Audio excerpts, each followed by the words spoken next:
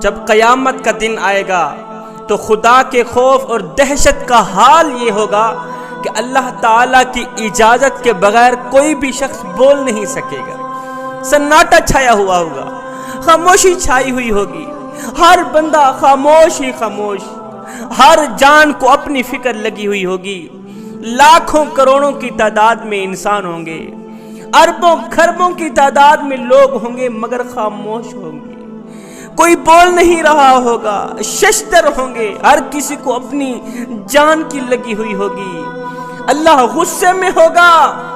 ہائے جب قیامت کا زلزلہ بپا ہوگا، جب قیامت کا زلزلہ قائم ہوگا، ایک دم آسمانوں کے ٹکڑے ٹکڑے ہو کر زمین پر برسنا شروع کر دیں گے، زمین پر برسیں گے۔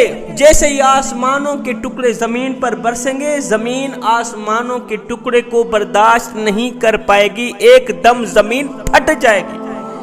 جب زمین پھٹے گی تو قبرستانوں میں مردے لوگ زندہ ہو کر اٹھیں گے، اللہ کے حکم سے ان کے اندر دوبارہ روح ڈالی جائے گی، ان کے اندر دوبارہ جان ڈالی جائے گی۔ یہ مردہ لوگ اٹھیں گے، اٹھتے ہی سب سے پہلا کام یہ کیا کریں گے؟ میدان حساب کی طرف دوڑ لگا دیں۔ اس وقت سناٹا چھایا ہوا ہوگا، خاموشی چھائی ہوئی ہوگی، اللہ کا خوف ان پر اس طرح حاوی ہوگا، اللہ کی دہشت ان لوگوں پر اس طرح سوار ہوگی۔ اللہ کی دہشت نے، اللہ کے خوف نے ان سب کو پریشان کیا ہوا ہوگا۔ ہر کسی کی زبان پر ہائے ہائے کی آواز، نفسی نفسی کے لفظ جاری ہوں گے۔ میرا اللہ فرماتا ہے قیامت کے بازار میں دو طرح کے لوگ ہوں گے۔ یہ جو بھاگ دوڑ کر رہے ہوں گے نا، ان بھاگ دوڑ میدان حساب کی طرف جو لوگ جا رہے ہوں گے، ان لوگوں میں سے دو طرح کے لوگ ہوں گے۔ ایک خوش بخت لوگ ہوں گے، ایک بدبخت لوگ ہوں گے۔ اللہ تعالیٰ بدبخت لوگوں کا حال قرآن مجید میں ارشاد فرماتا ہے۔ ان کا حال یہ ہوگا، فرمایا لوگ میدان حساب کی طرف دوڑ لگاتے جا رہے ہوں گے، لیکن بدبخت جو لوگ ہوں گے یہ سیدھا جہنم کی طرف دوڑ لگاتے جا رہے ہیں۔ سناٹا چھایا ہوا ہوگا، بس ان کے چلنے کی آواز لوگوں کے کانوں میں آ رہی ہوں گی کہ لوگ بھاگ دوڑ کر رہے ہیں، لوگ چل رہے ہیں، پاؤں کی آواز آ رہی ہوگی۔ چلنے بھاگنے کی آواز کے علاوہ کوئی اور آواز ان کے کانوں تک نہیں آئے گی۔ آپ یہاں بیٹھے ہیں، آپ کے کانوں میں پنکھوں کی آواز آ رہی ہے، میرے بولنے کی آواز آپ لوگ سن رہے ہیں۔ آپ باہر جاتے ہیں، چرندوں کی آواز، پرندوں کی آواز ہر وقت آپ لوگوں کے کانوں میں گونجتی رہتی ہے۔ فرمایا قیامت کا دن ہوگا، سناٹا چھایا ہوا ہوگا، اللہ کا خوف ان لوگوں پر اس طرح طاری ہوگا، اس طرح ڈرایا ہوا ہوگا کہ یہ لوگ خاموش ہوں گے، سوائے ان کے چلنے کی آواز کے کوئی اور آواز ان کے کانوں تک نہیں آئے۔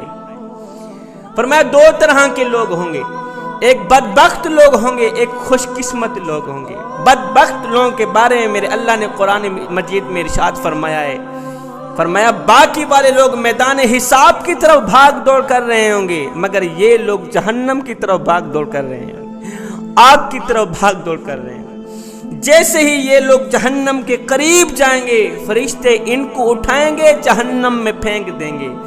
اب باقی والے لوگوں کے چلنے کی آواز آ رہی ہوگی، ان کی آہیں نکلنے کی آواز آ رہی ہے، ان بدبخت لوگوں کے چیخنے کی آواز آ رہی ہے۔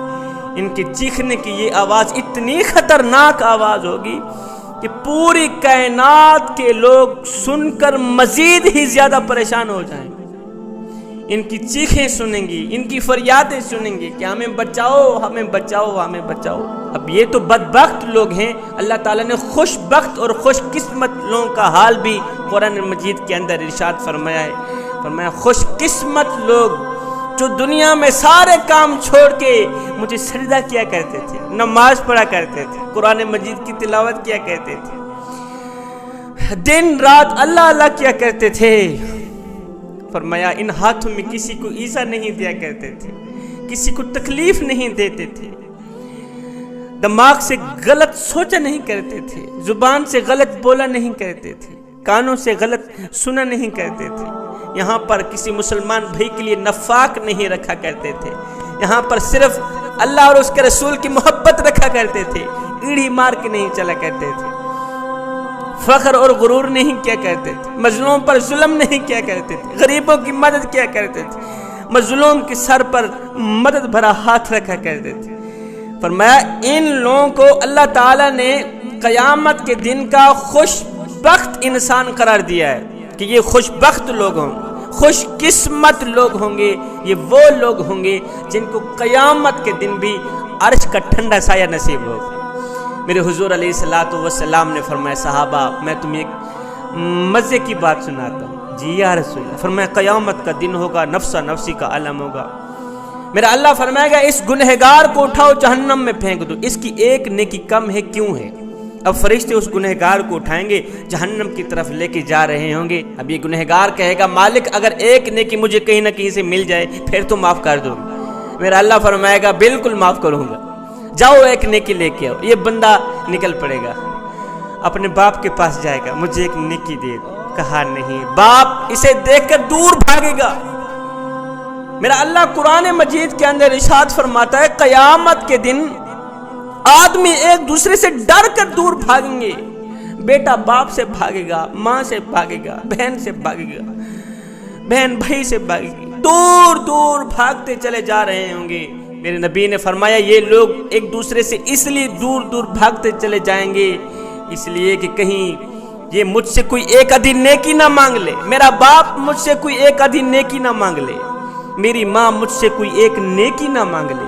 हर किसी को अपनी फिक्र होगी, हर किसी को अपनी जान की फिक्र होगी। खुदा का खौफ इनके सरों पर तारी होगा, एक दूसरे से भागेंगे, दौड़ेंगे। अल्लाह अकबर।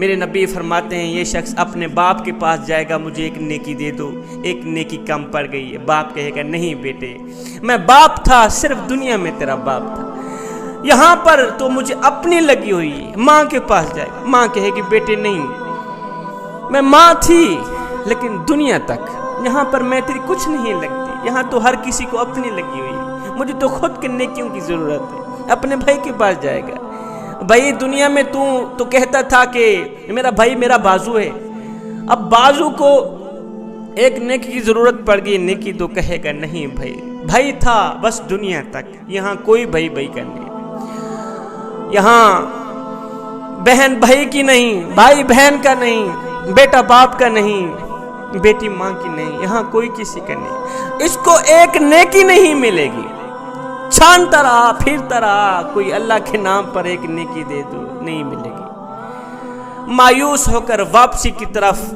जा रहा होगा कि अब तो सीधा जहन्नम में ही जाऊंगा। रास्ते में एक शख्स बैठा होगा, ये शख्स कहेगा मियाँ क्यों मायूस होकर जा रहा है? ये कहेगा भाई एक नेकी कम पड़ गई है, अगर एक नेकी मुझे मिल जाए तो मैं जन्नत में जा सकता। वो कहेगा मियाँ तेरी एक नेकी कम पड़ गई है, मैंने तो सारी जिंदगी में की भी एक नेकी है, मैं तो वैसे ही जन्नत में नहीं जा सकता, जा यार तू तो जन्नत में चला जा। ये शख्स अपनी जेब में हाथ डालेगा, इसको नेकी निकाल के दे देगा। ये शख्स नेकी लेकर खुशी खुशी अल्लाह के हुजूर हाजिर होगा, मालिक देख नेकी लेके आ गई हूँ, अब तो जन्नत के दरवाजे खोल दो। मेरा अल्लाह फरमाएगा जिसने तुझे नेकी दी है उसको मेरे सामने खड़ा कर। नेकी देने वाला शख्स मेरे अल्लाह के सामने आएगा। मेरा अल्लाह फरमाएगा फरिश्तों देखो तो सही, और जिसका बंदा इतना करीम है उसका मालिक कितना करीम होगा। आज क़यामत का दिन नफ्सा नफ्सी का आलम है। इस बंदे ने कहा तू तो जन्नत में जा, मेरा अल्लाह ही वारिस है, आज फिर मैं ही इसका वारिस हूँ। अल्लाह ताला फरमाएगा मियाँ तू भी जन्नत में चला जा, अपने भाई को जन्नत में लेके जा। मेरे नबी ने फरमाया क़यामत के दिन जब क़यामत का ज़लज़ला कायम होगा, ज़मीन जब फटेगी तो लोग नंगे होकर बाहर निकलेंगे, नंगे होकर जिंदा होकर मैदान हिसाब की तरफ भाग दौड़ कर रहे होंगे। हालांकि जब इंसान की तदफीन की जाती है, जब दुनिया में इंसान मरता है तो उसे लट्ठे का सूट पहनकर ही दफनाया जाता है, लेकिन इस लट्ठे के सूट को तो कब्र की मिट्टी खा जाती है। इंसान के मोटे ताजे बदन को तो कब्र के कीड़े खा जाते हैं। ये नाक, ये कान, ये दिल, ये गुर्दे, ये फेफड़े, ये सर, इन सब चीज़ों को कब्र की मिट्टी खा जाती है।